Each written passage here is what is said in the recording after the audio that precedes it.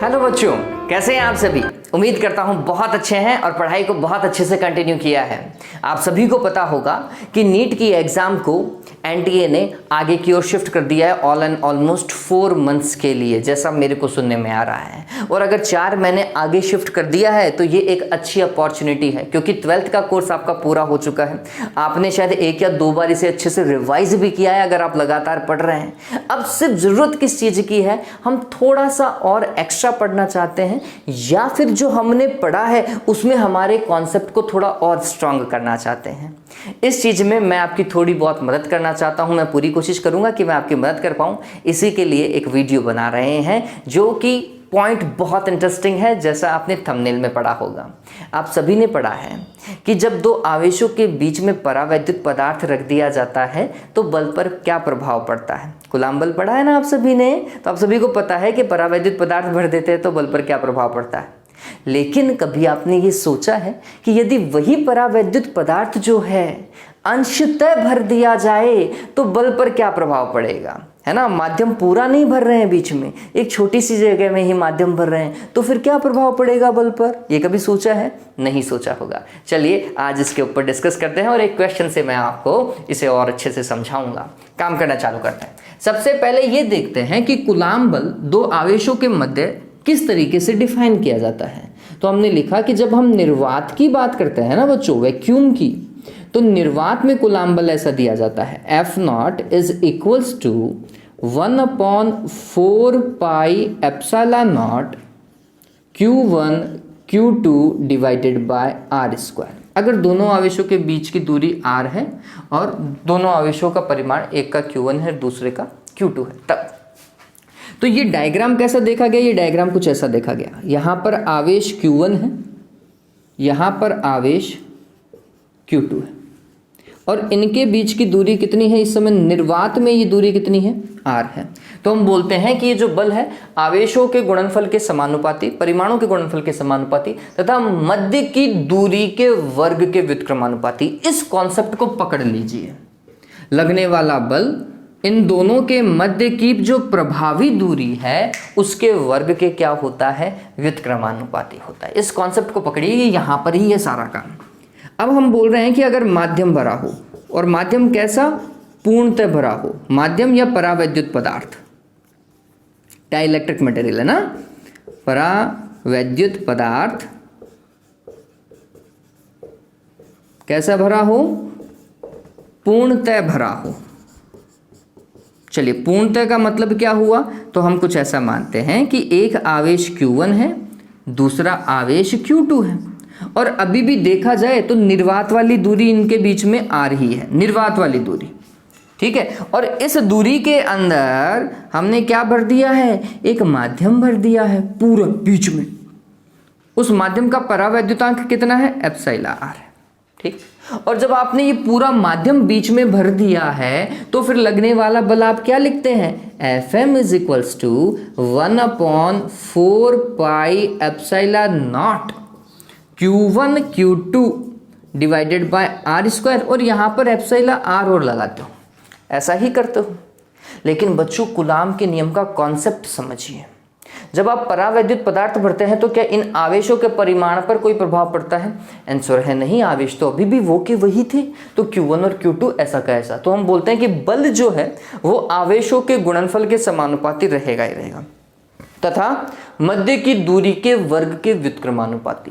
अब क्या मध्य की दूरी इस केस में भी R ही देखी जानी चाहिए। यहां पर थोड़ा सा हम लॉजिक अप्लाई करते हैं। ये तो याद रखने के दृष्टिकोण से तो बहुत सही है, एप्सिलॉन R नीचे लगा दो, लेकिन लॉजिक क्या है, जब आप पदार्थ को पूरा भर देते हो ना, पदार्थ को क्या कर देते हैं, पूरा भर देते हैं, तो ये जो मध्य की दूरी है वो R नहीं देखी जानी चाहिए, वो प्रभावी दूरी में कन्वर्ट हो जानी चाहिए। वो प्रभावी दूरी कैसे देखेंगे, तो हमने बोला लेट सपोज कीजिए कि आवेशों के मध्य की इस समय प्रभावी दूरी कितनी है, D है। नापते तो R ही है, नापेंगे तो आपको R ही पता चलेगा, 10 सेंटीमीटर या 20 सेंटीमीटर जो है, ठीक है। लेकिन बल रेखाओं को एक स्थान से दूसरे स्थान तक पहुंचने में या बल को आरोपित करने में कुछ ना कुछ प्रभाव में तो अंतर आया।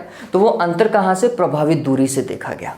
तो हमने बोला कि ये आर आर नहीं देखी जाएगी, ये कैसे देखी जाएगी वो समझिए। तो हमने बोला इस केस में दोनों आवेशों के मध्य की प्रभावी दूरी क्या है? डी है। तो ये फॉर्मूला क्या होना चाहिए था? ये फॉर्मूला होना चाहिए था 1/4 पाई एप्सिलॉन नॉट। ये तो ऐसा कैसा? आवेशों का गुणनफल के समानुपाती तो ऊपर आ गया, तथा मध्य की दूरी के वर्ग के व्युत्क्रमानुपाती, तो मतलब नीचे क्या आना चाहिए? d² आना चाहिए। ठीक।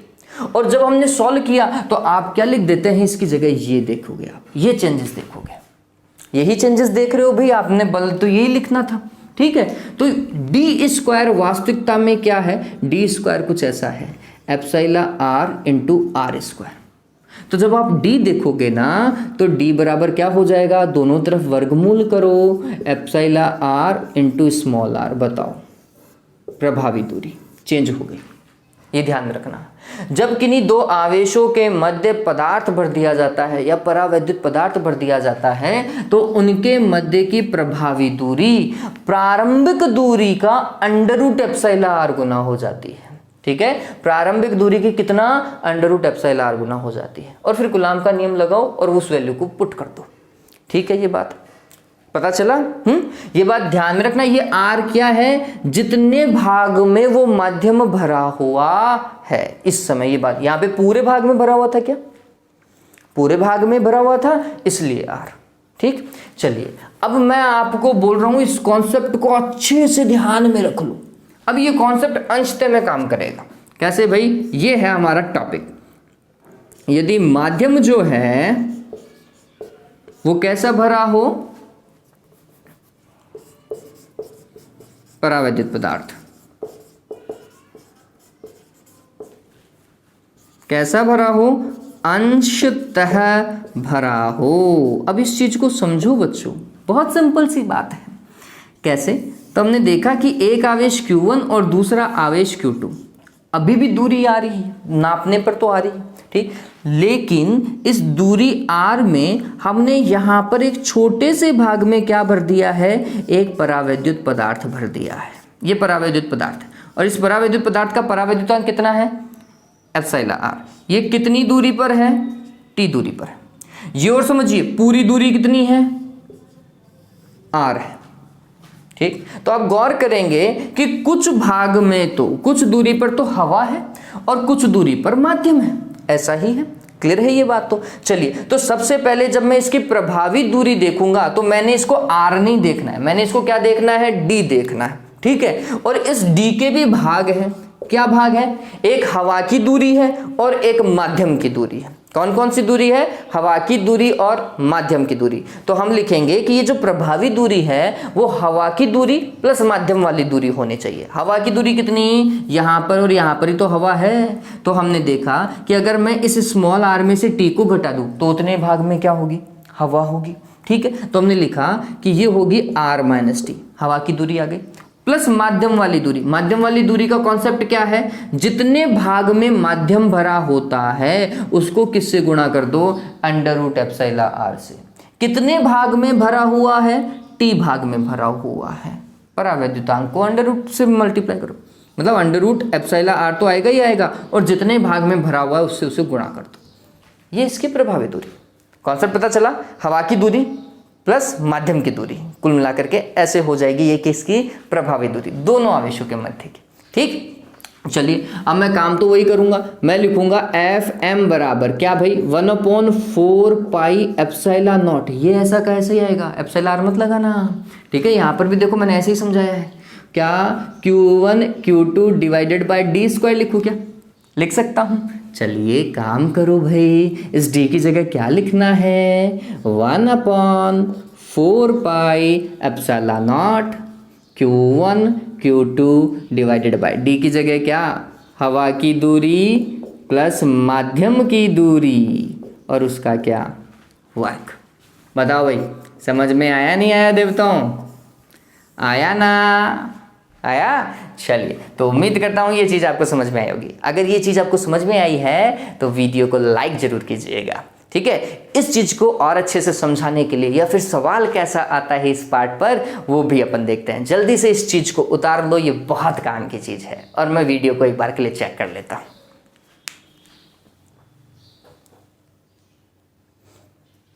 ओके, ये काम सही कर रहा है। ठीक है, अब चलिए क्वेश्चन के ऊपर चलते हैं बच्चों।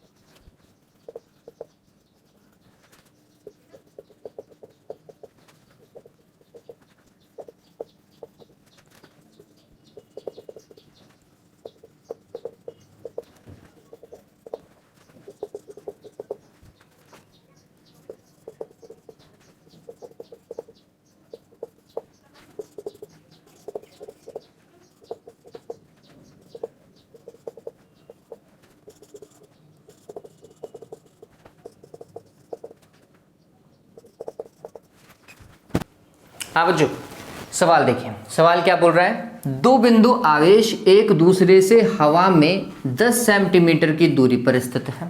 ठीक, यदि इनके बीच 4 सेंटीमीटर मोटाई की एक परावैद्युत पट्टिका रखने पर परावैद्युत बल अपने प्रारंभिक मान का आधा हो जाए तो प्लेटों के मध्य भरे पदार्थ का आपेक्षिक परावैद्युता ज्ञात करो। मतलब परावैद्युतांक ज्ञात करना है।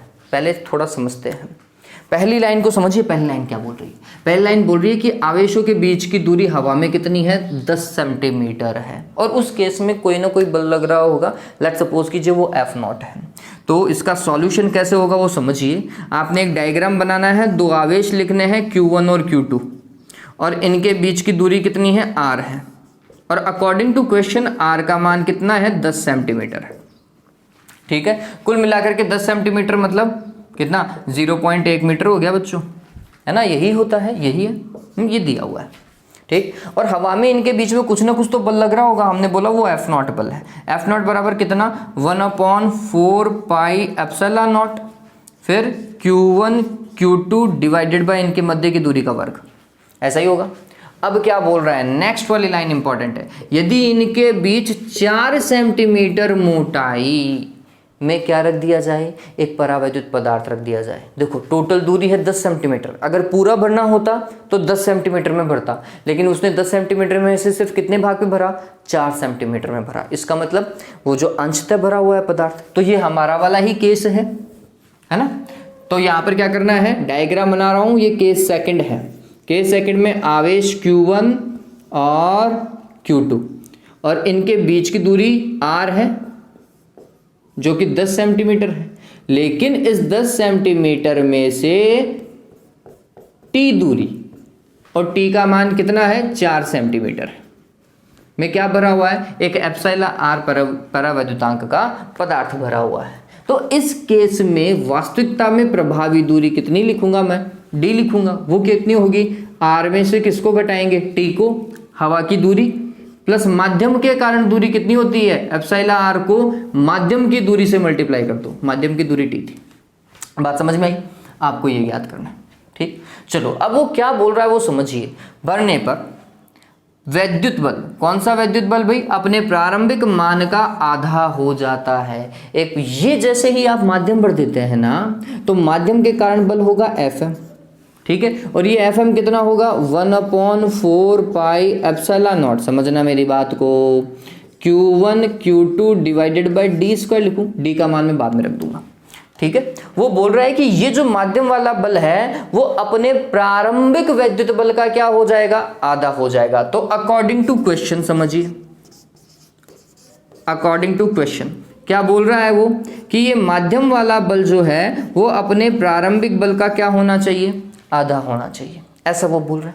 चलिए Fm देखो, Fm का मान कितना लिखूं भाई, 1/4 pi epsilon naught Q1 Q2 divided by D square. और D स्क्वायर ध्यान में रखिए, D का मान क्या है, बराबर होना चाहिए F0। F0 क्या है, 1/4 pi epsilon naught Q1 Q2 divided by R square. यही है।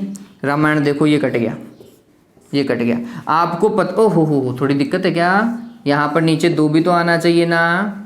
चलिए, तो आपको पता चलेगा कि डी स्क्वायर वास्तविकता में कितना है, 2r² है। यही है, डी स्क्वायर का मान उठा करके पट को यहाँ से रख सकते हैं, अदरवाइज आप डी निकाल लो यहाँ से। डी बराबर क्या हो जाएगा, √2r होगा क्या, होगा। चलो डी देखो, डी कैसे रखेंगे। डी का मान होता है r - t plus √ε r into t is equals to √2r।